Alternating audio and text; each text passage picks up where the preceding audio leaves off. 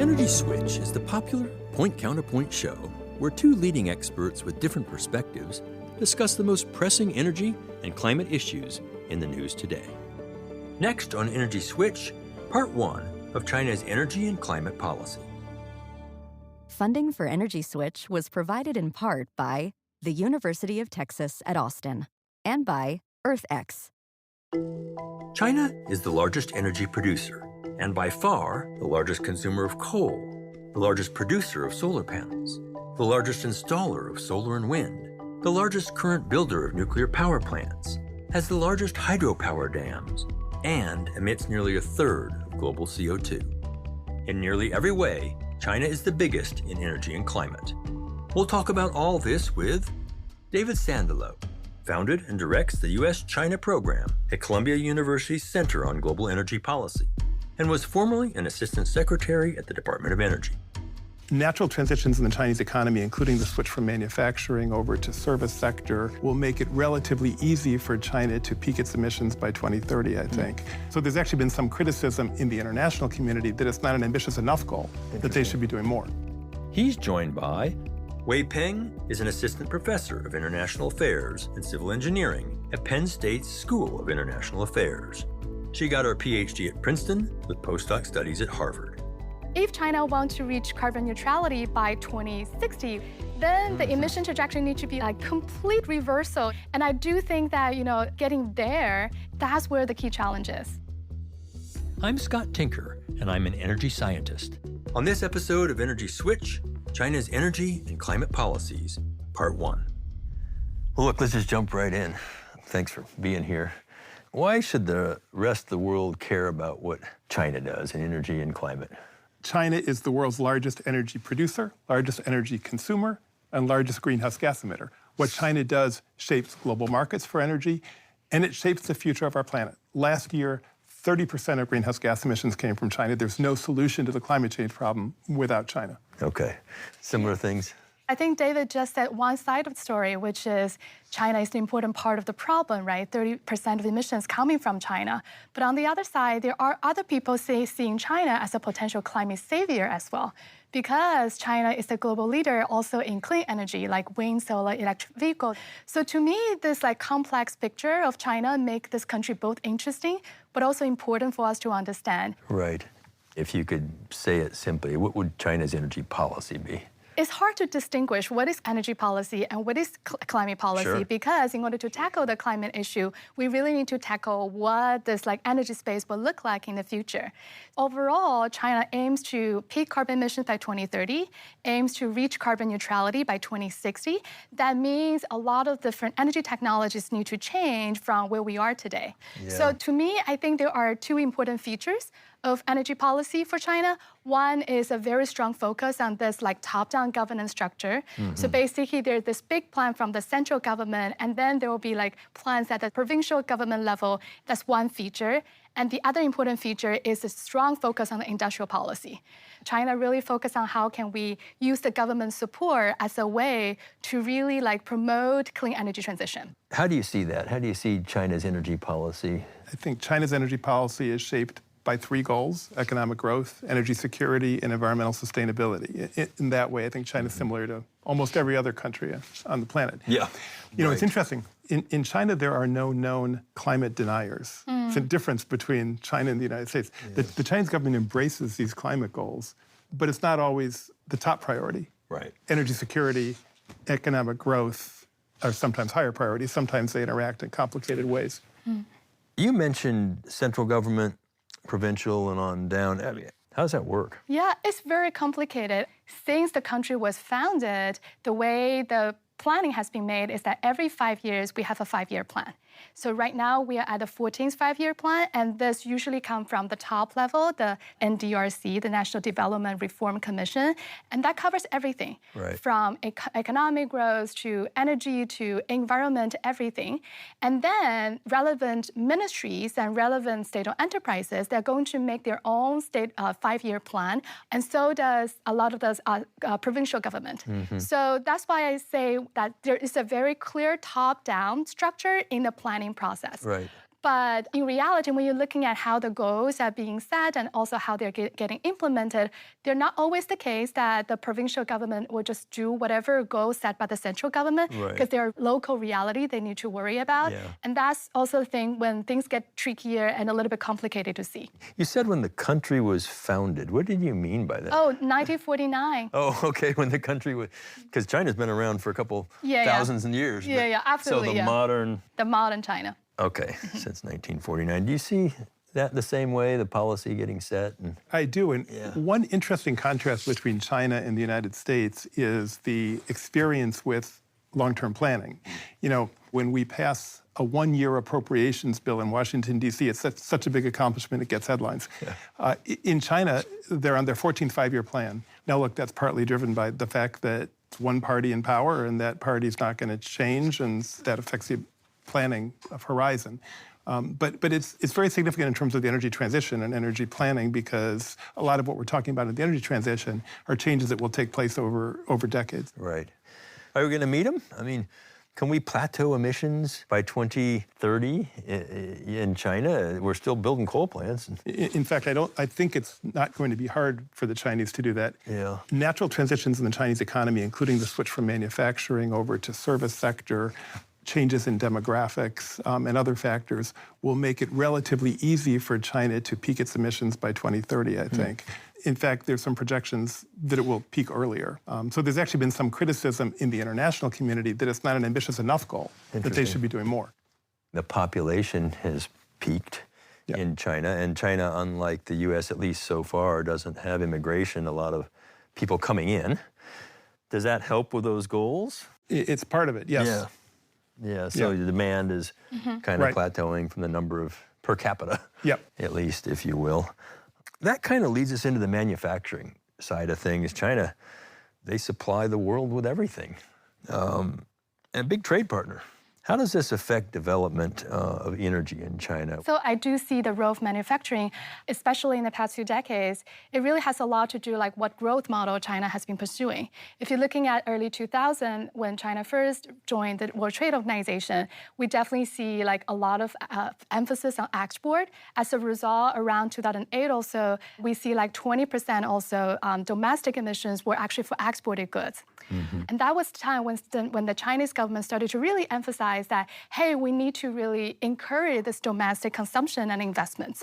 So since then, we see a lot of like domestic infrastructure expansion, like airports, high-speed trains, and we also see a lot of emphasis about like encouraging more service industry within the country. So as a result, if you're looking at the picture today, we're talking about roughly like 8% also of the domestic emissions now go for exported goods. I would have thought it would be higher than that. Yeah, see, I think this is because the picture has changed so much in the past decade. That's interesting. In just one decade. So looking in the future, I actually don't think this like 8% number would change a lot, exactly because with those days when China have cheap labor has gone.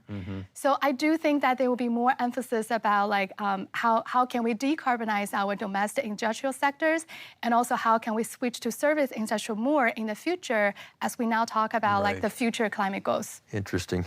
You know, I think the Chinese manufacturing sector is one of the decarbonization challenges that we're going to be facing in the next several decades is quite significant, because Chinese steel, Chinese cement, Chinese chemical sector produce a very large percentage of global emissions. And these are very hard to abate sectors. In steel, we need to move to electric arc furnaces. We need to move to various solutions that will decarbonize the steel sector. Probably carbon capture and storage is going to play a role. We need to move to hydrogen for generating heat in a number of these sectors. And by the way, it's got to be clean hydrogen. These are huge things to talk about transitioning. No question. And by the way, this starts to get into trade issues and interesting trade disputes, because the European Union has decided that it's going to launch some carbon border adjustment mechanism that will evaluate the carbon intensity of imports, including from China. So that will affect some Chinese industry in this way. Although a very large percentage of Chinese steel and cement in particular is consumed domestically. A broader trend that we're facing right here is the decoupling of the Chinese economy from the West. We've seen big political tensions between the United States and China, which I think will probably get worse before they get better, unfortunately. And a lot of the clean energy technologies in the world have been made in China, exported to the rest of the world. A lot of development of clean energy technologies have happened in China. That type of globalization is going to be much harder, I think, in the decades ahead with the political tensions that we're seeing with China and the West. Let's get to those in a second, and they're really important details, I think. Let's just talk about coal. China is today the leading producer and consumer of coal. Why does this matter? Yeah, simply put, it's just because we have a lot of coal and also coal is cheap. And I do want to put China into context because if you're thinking about United States, there's coal, there's oil, there's gas. There's actually different options you can choose from between different fossil fuels. But for China, China is rich in coal, but poor in oil and low in gas. Yeah, absolutely. So I think that resource endowment played a very important role in why this country is turning to coal. Absolutely. And right now, like coal accounts for more than 50% of the total energy consumption in China. And a lot of like policies and a lot of like the current system is built around coal, and that really made a lot of transition difficult to a large extent. Scott, if I could jump in, another statistic here, which more than half of the coal consumed in the world last year was from China. So, and about 20% of global greenhouse gas emissions come from coal consumption in China. If you care about climate change, Chinese coal consumption is the most important place. It's a big deal. Yeah, I do think if you ask the question whether or not China will continue to grow coal, if our time horizon is the near term, my hunch is that they will.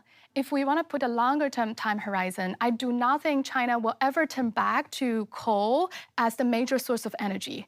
You say turn back to coal. I mean, coal is their major energy source currently.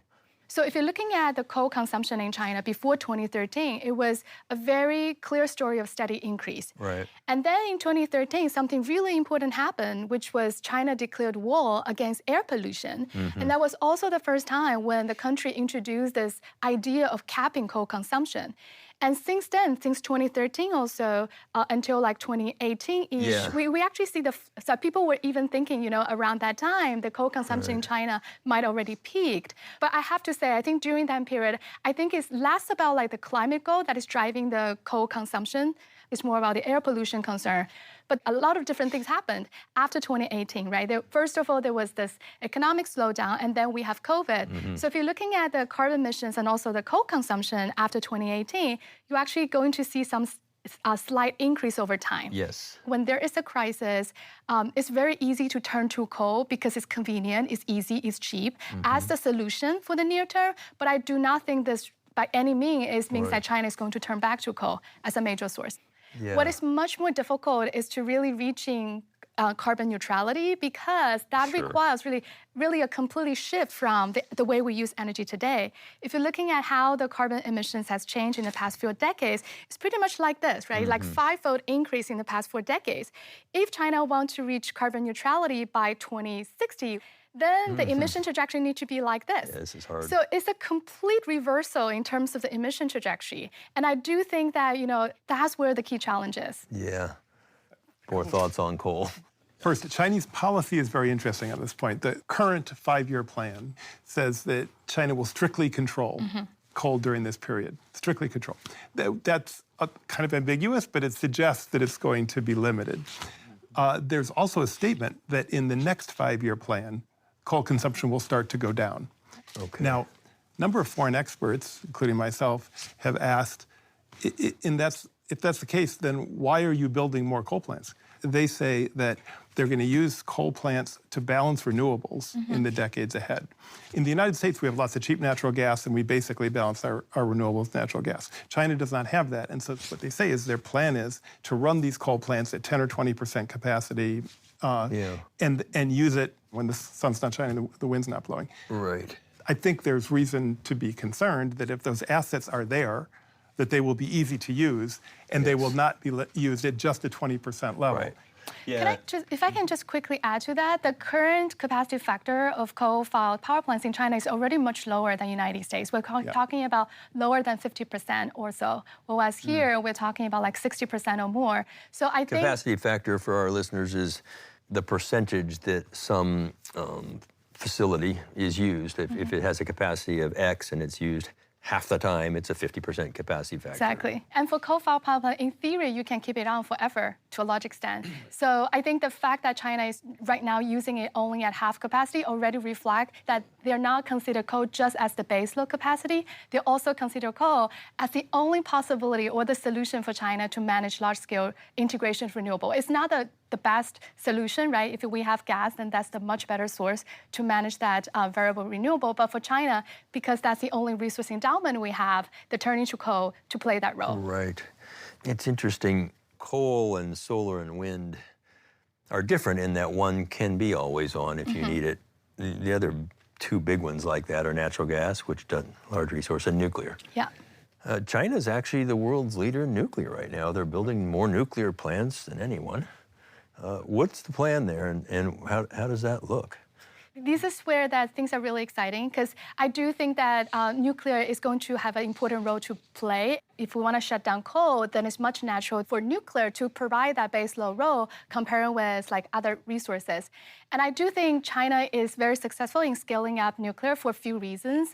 One is that comparing with other countries, I think China has much stronger government support and also much less public opposition against nuclear, and that's really important for the success of the industry. And the cost. Of course, yeah. And that naturally leads to the second advantage I think China has, which is it has a very well-developed supply chain and also a labor force. So I think this is partly because, China is almost the only country who was still like continuing building nuclear. So China now is fairly self-sufficient in the design and also construction and operation of the reactors. So I think those are the reasons why I'm fairly optimistic about the picture for China to scale up nuclear in the near term. Yeah.